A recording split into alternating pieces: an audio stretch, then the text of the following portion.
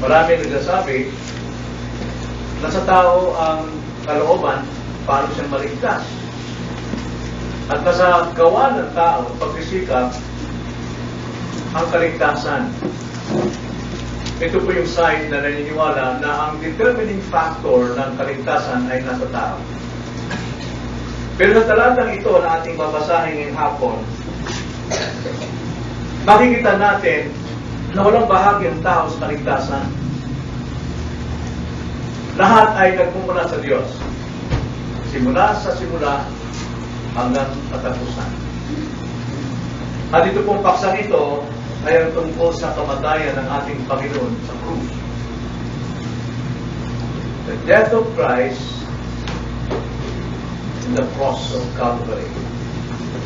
Acts chapter 2 verse 23 to 24. Ganito po ang sabi.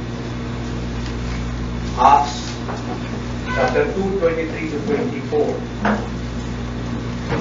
Siya na ibinigay sa takdang pasya at paunang kaalaman ng Diyos ay inyong ipinako sa krus at pinatay sa pamamagitan ng kamay ng mga makasalanan.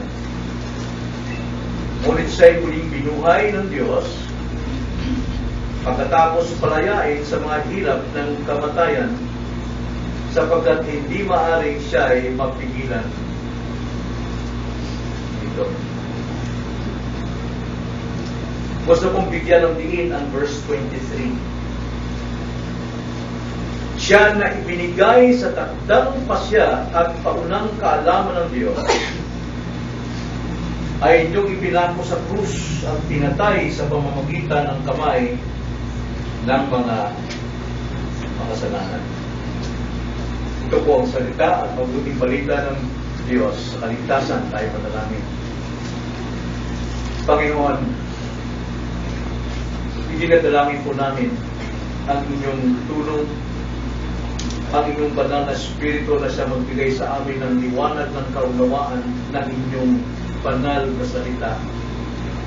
At maunawaan lamang namin ito sa tulong po ng banal na Espiritu. Nawa pagpalain po ninyo mga salitang ito sa aming mga puso. Ngayong hapon, sa aming pong muling pagunita sa utos at alaala ng Panginoon Hesus sa kanyang kamatayan sa krus. Aming dalangin sa pangalan ng Panginoon Hesus.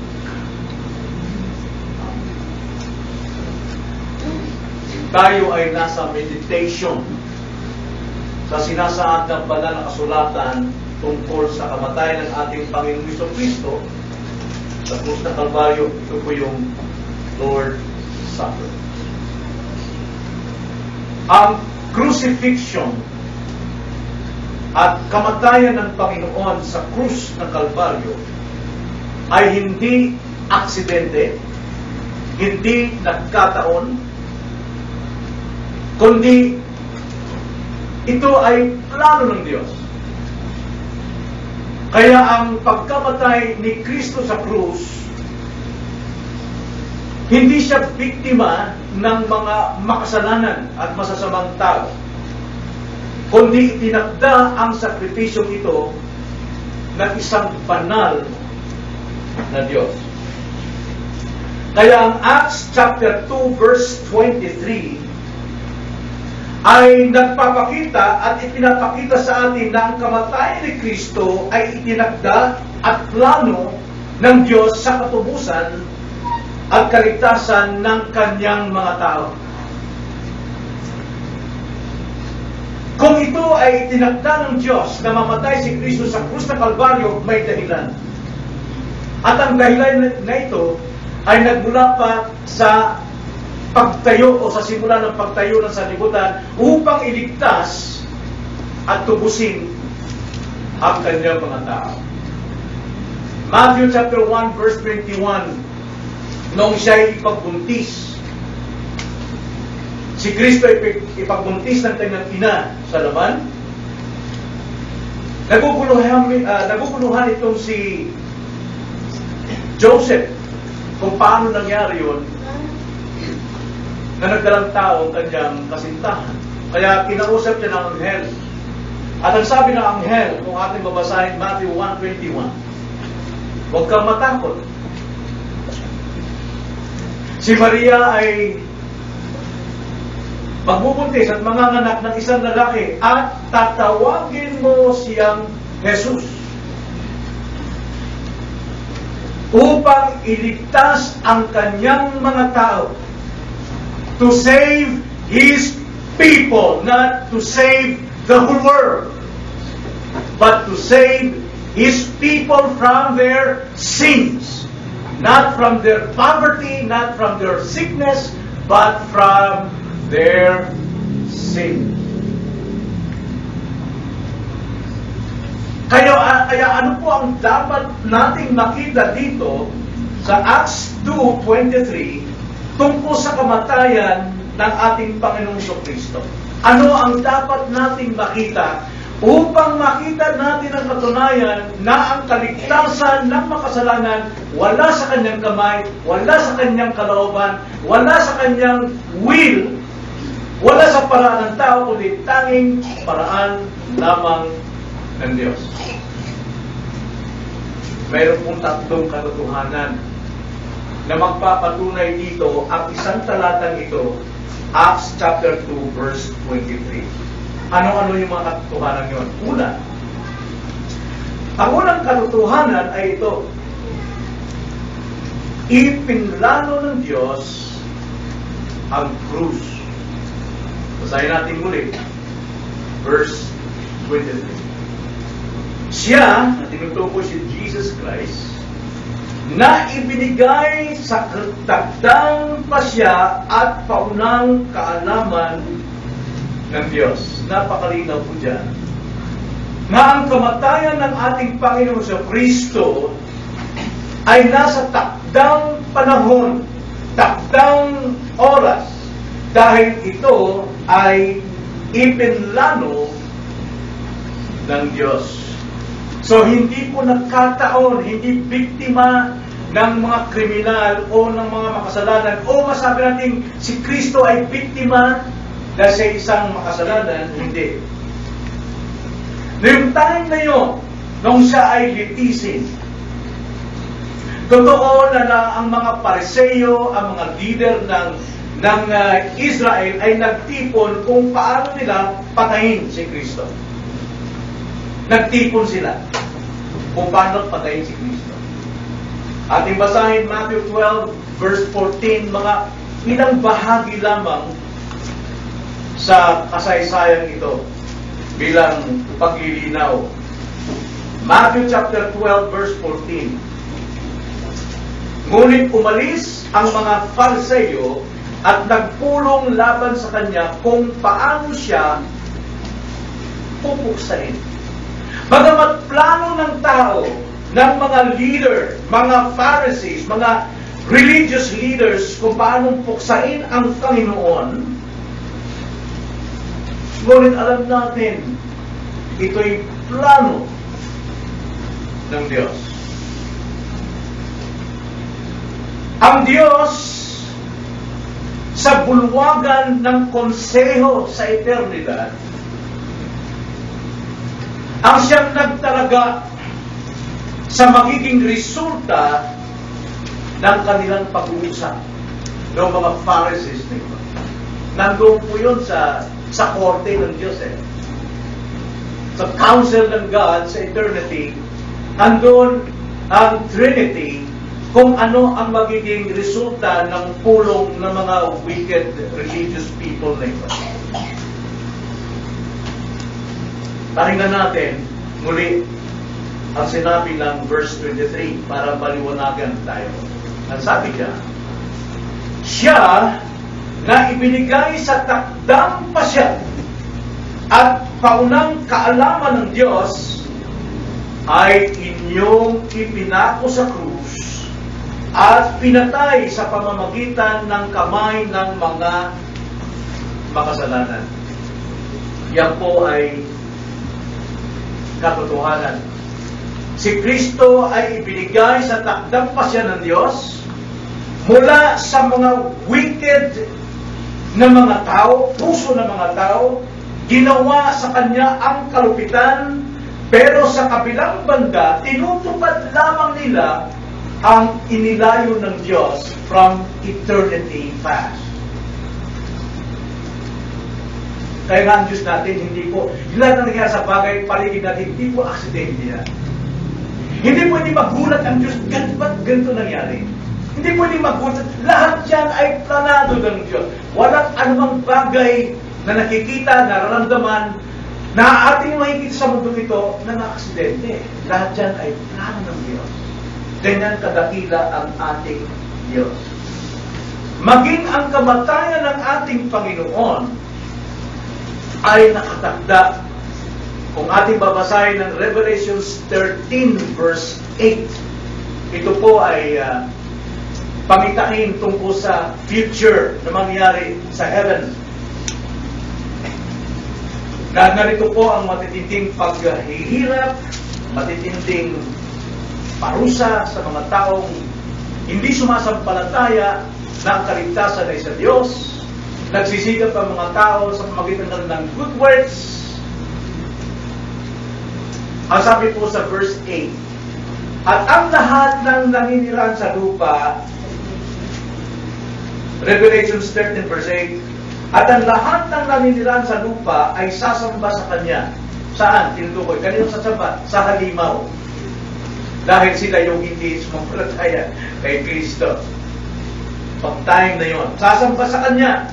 Ang lahat, sino sila? Ang lahat na ang pangalan ay hindi nakasulat sa aklat ng buhay ng Kordero na pinaslang buhat ng itatag ang sanlibutan. Sa English po, all who dwell on the earth will worship the beast, him. Everyone whose name has not been written from the foundation of the world in the book of life of the Lamb who has been slain. Before the foundation of the world, ay nakatakda na po yan. Kaya nga, pagdating ni Jesus Christ, nung makita ito ni John the Beloved habang siya ay nagbabaptize na mga taong nagre-repent ng kanilang kasalanan, isang araw dumating si Christ at tinuro ni John the Baptist si Kristo kasama ang kanyang mga alagad. At sabi, behold, the Lamb of God who takes away the sins of the world. Now, sino itong mga tao ito na mag-alisan ng kasalanan? The world? Now, alam natin na ang world dito ay hindi po ito world na bawat bagay, bawat tao sa mundo ito. Gaya nga ng pinapaliwanag natin, ang world dyan ay tumutukoy sa cosmos, sa Griego. Hindi tumutukoy sa mga bagay, sistema ng mundo, kundi the arrangement, yung pagkakaayos, yung magandang order. Hindi po ang mundo ito ang magandang order sapagkat ito ay inuutos ng Panginoon. Don't ever love the order of this world, the system of this world. Maganda man sa paligid ng mga tao nangyaring building yan, pero hindi sinabi ng Panginoon ibigin yan. 1 John chapter 2 verse 15 to 17, do not love the world or anumang things of the world. Kundi yung cosmos dyan is the order. Yung kaayusan pong itinakda ng Diyos before the foundation of the world. And that order ay yung kanyang itinakdang kamatayan at itinakdang kamamatayan ni Kristo. Who are those? The elect. Kaya nga, Matthew 1:21 says, you will call His name Jesus, for He shall save His people. People na kanyang itinakda before the foundation of the world. Mayroon po mga taong Diyos. Kaya nga, ang buhay, ang kamatayan ni Kristo sa krus ng Kalbaryo, bagamat ito'y may kapangyarihan para sa lahat ng tao, pero ang effectivity nito ay para lang sa kanyang mga tao. Kaya sinabi sa John chapter 10, verse 11, verse 14, and verse 27. Ganito po ang sabi. I am the good shepherd. The good shepherd lays down his life for the whole world. Di ba sinabi? Tingnan sa Bible nyo. Kasi kung di kayo titingin sa Bible ninyo, maniniwala kayo sinabi ko. Pero kung nakatingin kayo sa inyong Bible, hindi kayo maniniwala sapagkat hindi yun ang sinabi ko. Hindi yun ang nakalagay. Ano ba nakalagay dyan? Ang sabi dyan, I am the good shepherd. The good shepherd lays down his life for the sheep. Hindi sinabing for the whole world. Verse 14. I am the good shepherd, and I know my own, and my own know me. Kilala ko ang akin. At yung mga akin, kinikilala din ako. Hindi sinabing lahat ng tao sa mundo. Dahil kung lahat ng tao sa mundo, kinamatay ni Kristo sa krus, sana walang tao sa impyerno ngayon. Kasi ligtas lahat ng tao. Alam natin, may tao na ron, di ba? Sino yung mga tao ron? Panahon yung Solomon Gomorrah. Panahon ng Old Testament at si Judas. Alam natin yun. Then verse 27. My sheep hear my voice, and I know them, and they follow me. And I give them, what? Eternal life. I give eternal life to them, and they will never perish, and no one will snatch them out of my hand. Hindi po sinabi dyan, the whole world, na binigyan ni Christ ng eternal life. Kung ipinlano ng Diyos ang kamatayan ni Kristo, ipinilano nito dahil may layunin. At ang layunin dito ay kamatayan yung kanyang mga itinakda, ang kanyang pinili before the foundation of the world. Nasaan ang tao dyan? Nasaan yung pwedeng ipagmalaki ng tao? Ako'y naligtas dahil ako ay gumawa ng mabuti. Ako'y relihiyoso. Ako'y lumuhod sa... Wala tayong mapapakikita dyan na ang tao katulong sa pagliligtas ng Diyos. At yan ay hindi matanggap ng maraming quote-unquote Christian. Unfair of God kung meron siyang pinipili. Unfair ba ang God na siya mismo magplano ng kamatayan ni Kristo? Unfair ba ang God doon? Kung unfair ang God, unfair din. Kung mayroon siyang itinakda ang tamang kamamatay ni Kristo. Alam natin hindi. So yun ang unang katotohanan niya. Kaya pinapakita yung verse na ito. Napaka-kapangyarihan verse na ito. Verse 23. At ikalawang katotohanan na ito. Pinamumunuan ng Diyos ang krus. He is in control sa krus.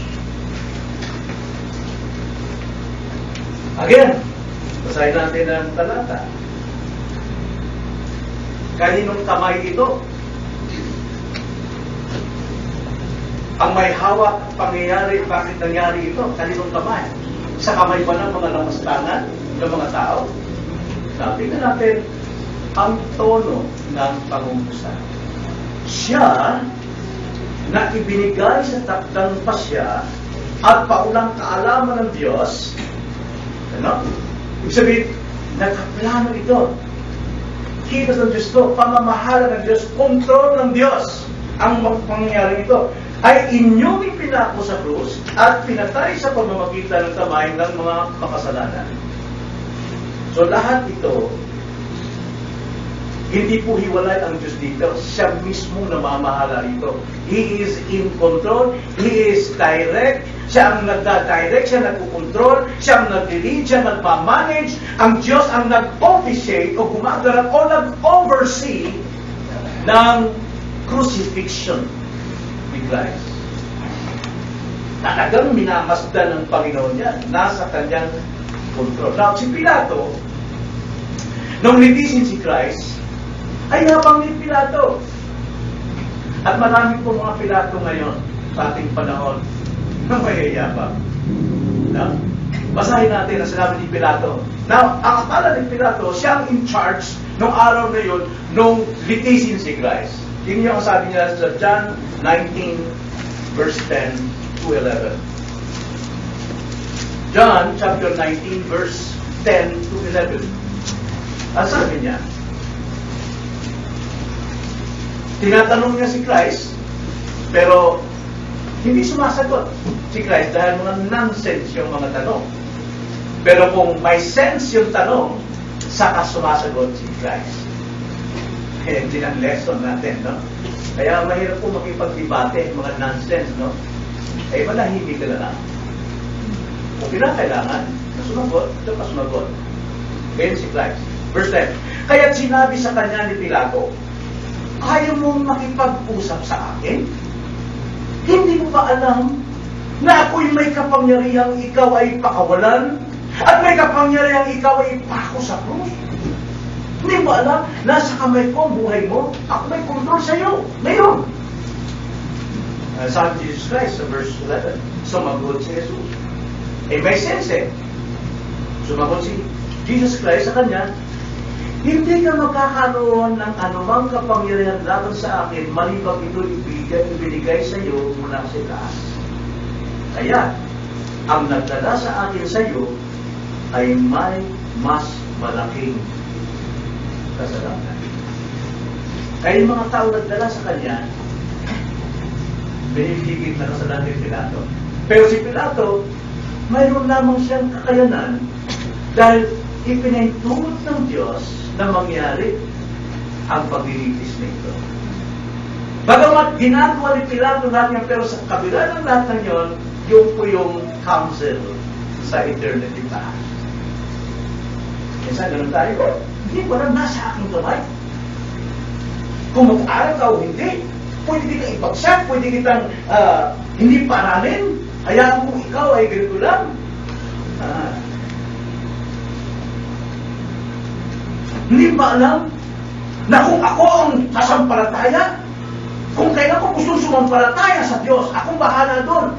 Pagtapos ng mga anak ko, na ipag-aral ko na, nakapagpamilya, saka lang ako sasamba sa Diyos, saka ako sasama sa inyo. No? Maraming Pilato po sa panahon ngayon. Akala niya, siya may kapangyarihan sa kanyang sarili. Pero may kalooban ng Diyos siya. Pinahintulot sa iyo para yung karumihan, yung pagkahalimaw ng iyong kasalanang pagrebelde, makita mo ang consequence nito. Nang sa tao sa panahon yun, sasabihin mo, Lord, patawarin mo. May kumpas sa Diyos. So nagkamali ang mga tao dito. Pharisees, the leaders of Jerusalem, even Pilate. Akala nila sa mga nagkontrol ng araw na yun. Pero sa kabila ng lahat, Diyos may control sa araw na yun. Now, 800 years before, bago ma-fulfill yung ipinlano ng Diyos sa eternity past kasi Kristo ay malitis at siya ipako sa krus. Nakasulat na po yan 800 years before Christ. Nakasulat na po kung ano mangyari. Alam ng mga Pharisees, alam ng mga religious people yan, nabasa nila ito sa kanilang mga nakasulatan. Isaiah 46, actually, Isaiah 53, yun ang kasaysayan ng kanyang kamatayan. Pero, Isaiah 46, ipinapakita rito yung kalooban, yung control ng Panginoon.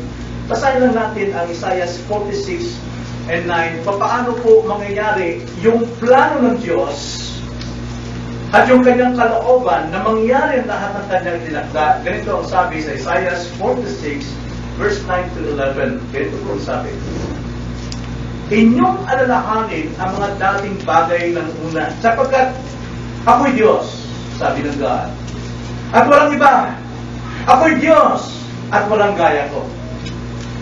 Na nagpapahayag ng wakas mula sa pasimula At mula ng mga unang panahon, ng mga bagay na hindi pa nangyayari, na nagsasabi, ang layunin ko ay may tatatag at gagawin ko lahat ng ating kaligayahan.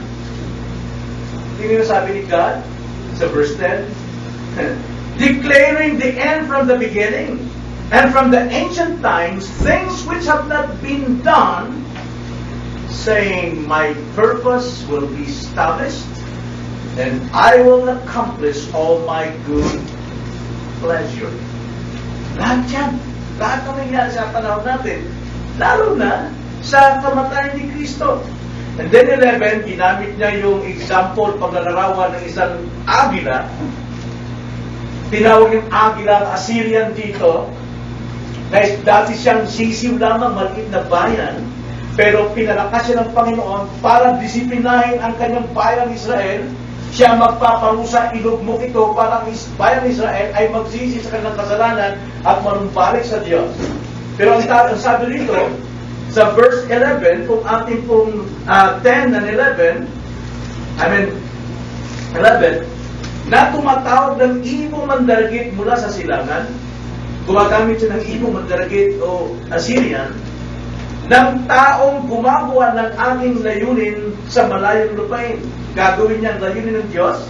Oo, aking sinabi. Oo, aking papangyarihin. Aking pinanukala at akin itong gagawin. Mula sa simula hanggang sa pagdating ng Christ, lahat ng panukala, lahat ng plano, lahat ng decree, God's decree, ay mangyayari sapagkat siya ang may kontrol. Even the cross, even the salvation of His people. Kaya totoo po, ang salvation is grace. Pag sinabing grace, kaloob lang, wala kang ginawa, wala kang gagawin. Yan po ang tinutuko niya. So, kung saan niyang ibinigay ng Panginoon sa takdang panahon, ang namatay si Kristo, hindi dahil sa kamay ng mga tampalasan, kundi ang totoo niyan, walang sino mang tao makapatay kay Kristo. Walang sino mang tao maaaring makapatay sa Diyos. Right? So, paano namatay si Christ? John 10:18. Basahin natin ang John 10:18. Walang nag-alis nito sa akin. Ano yun? The life? Buhay? Walang nag-alis nito sa akin, kundi kusa kong ibinibigay. May kapangyarihan akong ibigay ito, at may kapangyarihan akong kunin itong muli. Tinanggap ko ang utos na ito mula sa aking Ama. Nakita niyo? Nasa Diyos lahat ng kalooban, wala sa tao. Kung saan ibinigay ni Jesus Christ ang kanyang buhay, na walang nakakapatay sa kanya actually, kaya kung bawiin, kung kayang ibigay ng Diyos, ng Panginoon ang kanyang buhay at kayang bawiin, gaano pa kaya na magbigay siya ng kaligtasan sa mga tulad nating walang magagawa?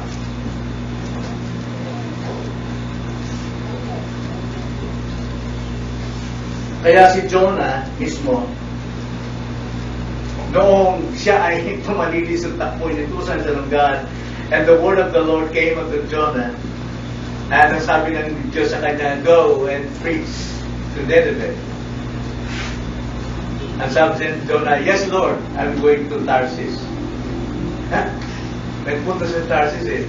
Tapos, nagbayad pa ng pamasahe sa barko special at natulog doon sa cabin ng kapitan sa ilalim. At dahil doon, alam nyo, yung karagatan na napakalinaw, yung barko naglalakbay, yung barko yun ang binabagyo. mga malakas na alon. Sabi ng mga tao, pinunta si Diyos, ano ginagawa mo? Tawagin mo Diyos mo. Baka yung Diyos mo ang may dala rito. Totoo. Then, Jonah realized na talagang hindi siya makakalusot sa Diyos. Na may awa rin siya sa mga pagans nito, mamamatay dahil sa kanya. Kaya sabi niya, throw me into the sea.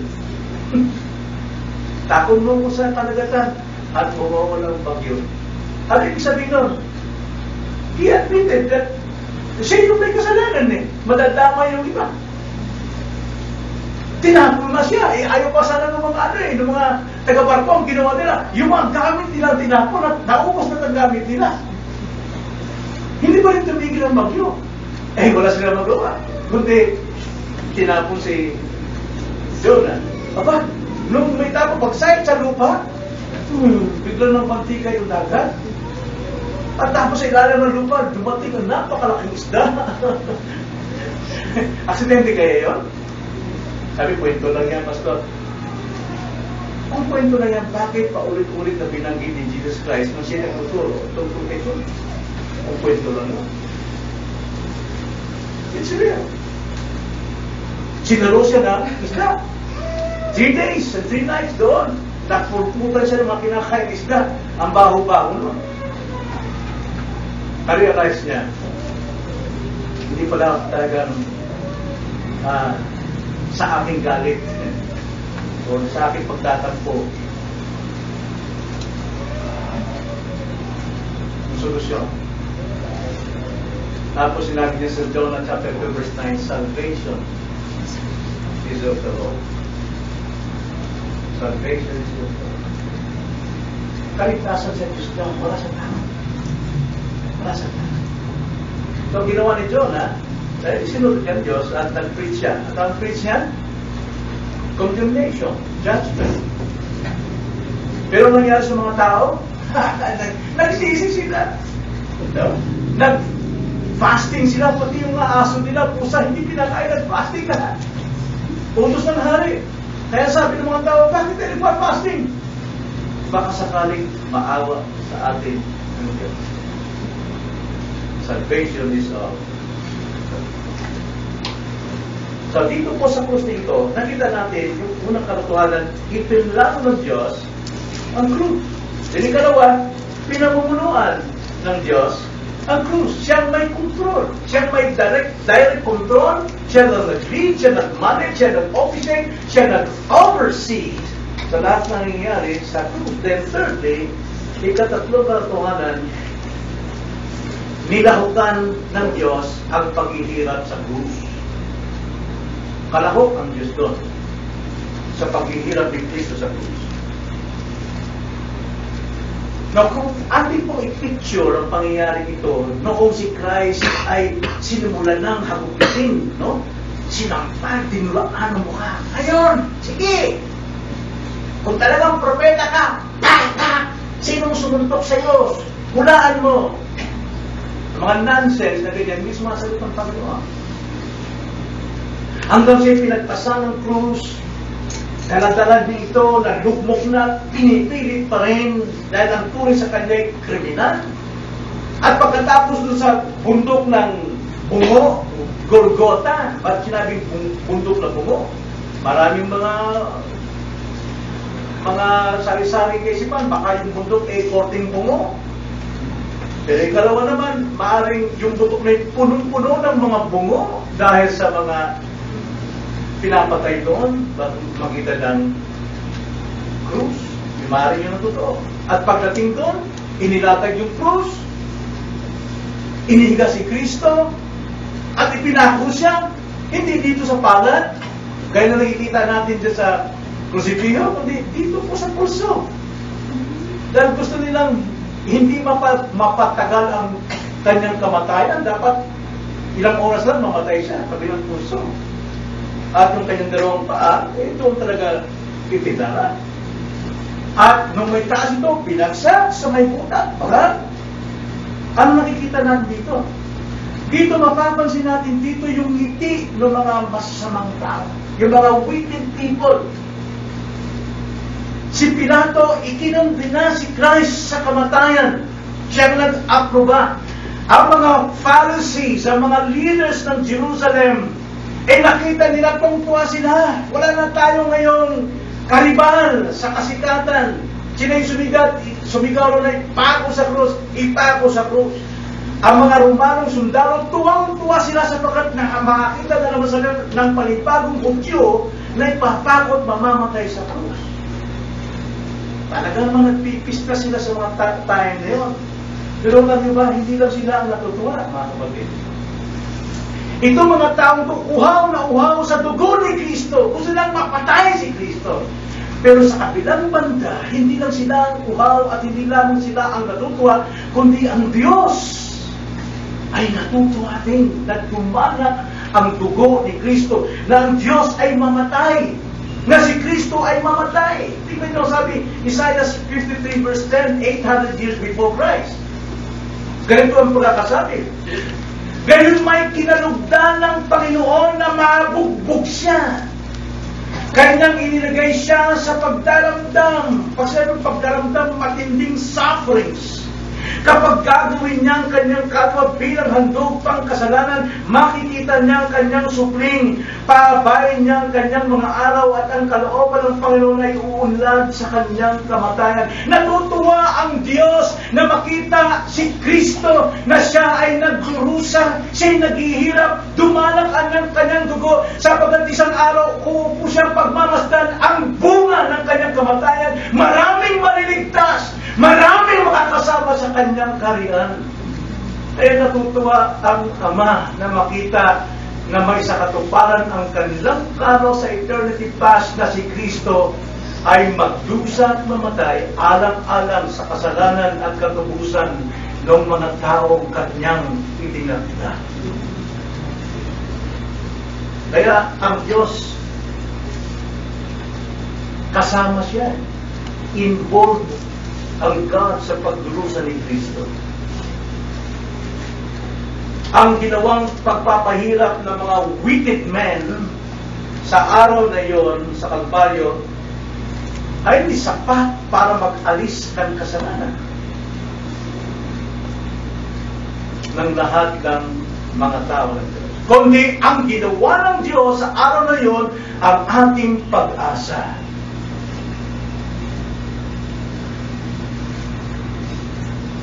Siya'y sinaktan ng Diyos. Ang Diyos ay tinalikuran ng Diyos. Di ba sabi ni Christ? Father. Eli, lamang sa baktani. My God, where are you? Bakit mo ko tinalikuran? Sabagat ang taglay ni Kristo sa kanyang buong katawan ay ang kasalanan ng kanyang mga tao.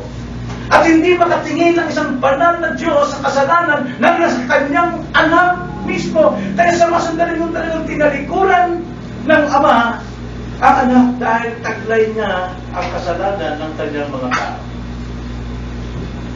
My God, why hast thou forsaken me?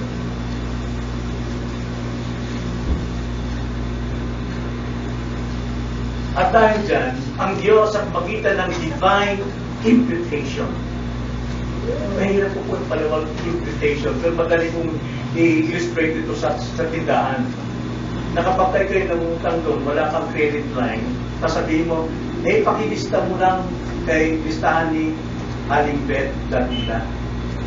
Yung utang mo, inimpute sa kanya, isinalin. And that divine imputation, si Kristo ang naging kahalili ng ating kasalanan. Tinaglay niya ang ating kasalanan, siya ang pumasan, siya ang namatay, siya ang nagdusa upang tayo'y bigyan ng buhay imbes na kamatayan. At ang kasalanan naman natin, saan natin nakuha? Through imputation din also mula kay Adan. Kaya kung hindi ka sumasampalataya o naniniwala na ikaw'y may kasalanan, hindi ka maliligtas.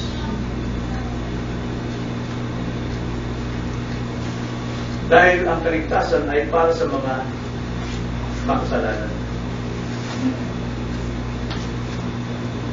Kaya ang sabi sa 2 Corinthians 5:21, ang sabi ni Paul sa kanyang sulat sa mga taga-Korinto,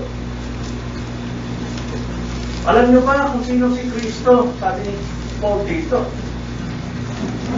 Para sa ating kapakanan, Paul said, ginawa niyang may kasalanan si Kristo, si Jesus, na hindi nakakilala ng kasalanan upang sa Kanya tayo'y maging katwiran ng Diyos. So, ano yung pinapakita rito?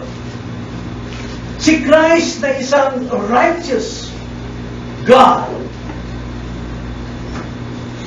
lahat ng ating unrighteousness, lahat ng unrighteousness ng isang makasalanan, isinalin sa Kanya na wala siyang kasalanan. At yung righteousness ni Christ, siya ipinalit doon sa Kanyang tinuod.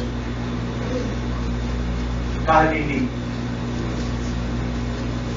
Kaya nga, ang righteousness natin, pagkawa sa tingin ng tao, hindi talaga righteous yan kasi we are sinful. Even though you're Christian, say Christian, nakakagawa ka pa rin kasalanan. But, in the eyes of God, that righteousness na nasa iyo is the righteousness of Christ. Namatay siya para may suot sa iyo kanyang righteousness. Kaya ang iyong karumihan, nandun na kasama ni Christ na naniling sa krus, sa lupa, at nahatulan na. So, hindi ko na pwedeng hatulan. So, nakita natin ang righteousness nito.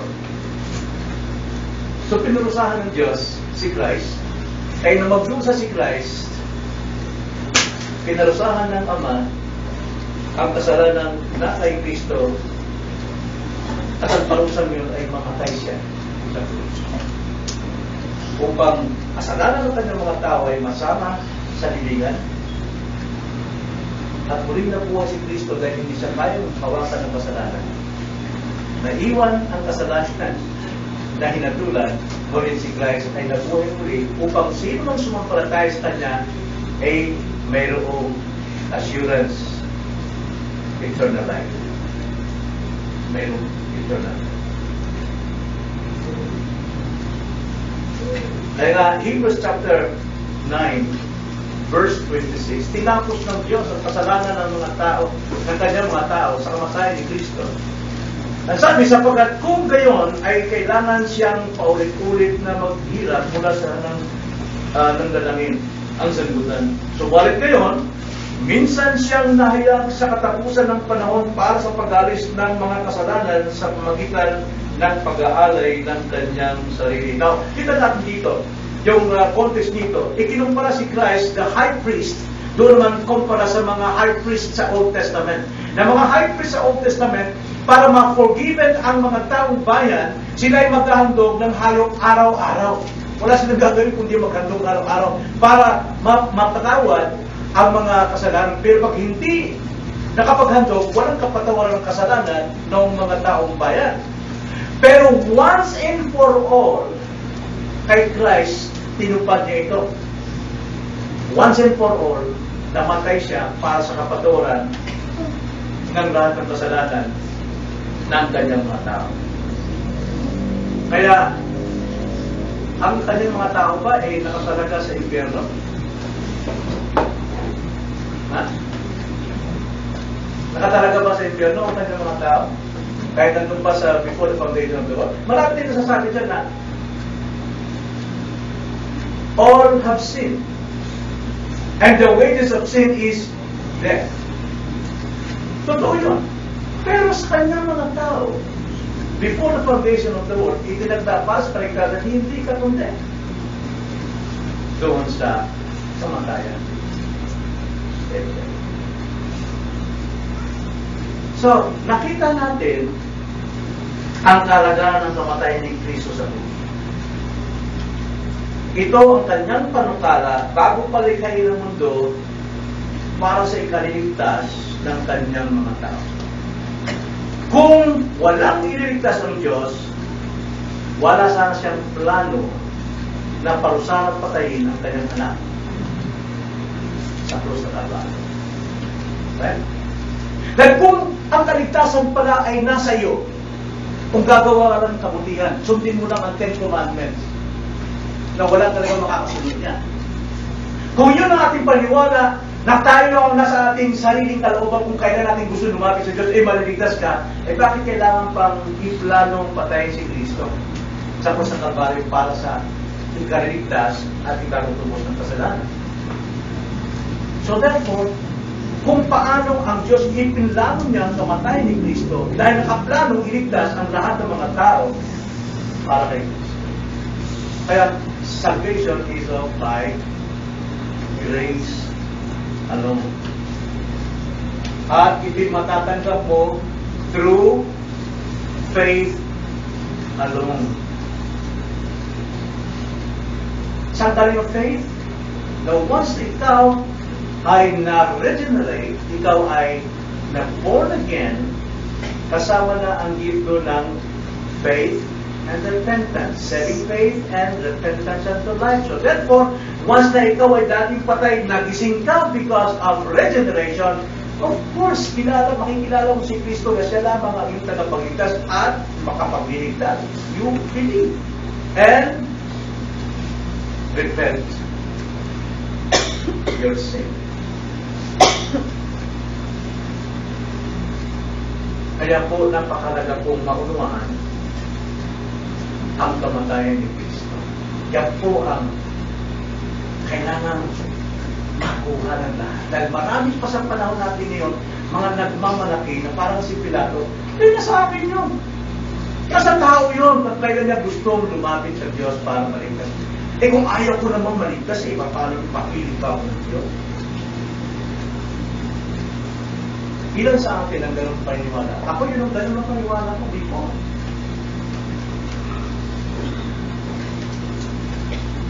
Mas tao yun. Pero itong Acts 2:23, sino may kontrol? Ang Diyos. Sino may plan? Ang Diyos. Sino ang kasampo?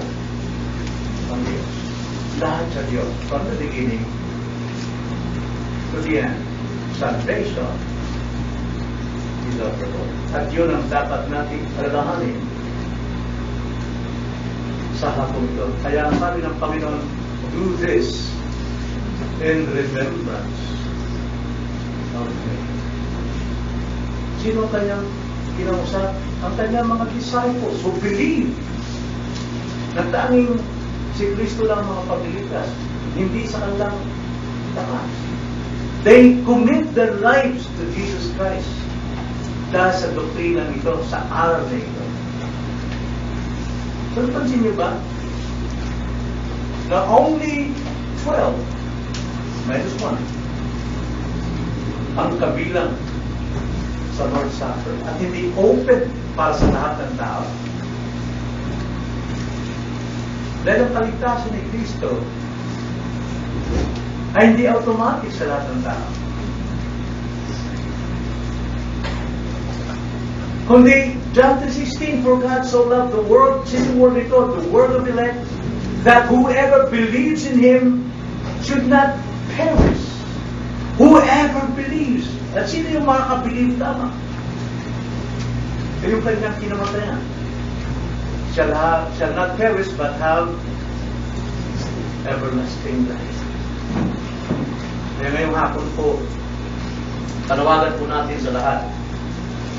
Lahat ng sumampalataya, nag-commit ng kanilang buhay kay Kristo, ay lumapit sa banal po ng Panginoon by faith. Kaya po itong tinapay at yung katas ng ubas is only a symbol. Hindi po yan nakapagdiligtas at makapagliligtas. Pero symbol yan na ang presence ng Panginoon ay nasa ating kalagitnaan. Kung saan ang dalawa o tatlong nagkakatipon dahil sa kanyang pangalan, siya ay nasa ating kalagitnaan. And sabi ni Jesus Christ, do this in remembrance of me. At sa tuwing ginagawa natin ito, hindi lang natin naalala kundi sinasampalatayan natin na hindi tumatalikod si Kristo sa kanyang ipinangako sa atin. Siya ay nasa ating kalagitnaan. Tayo na lang.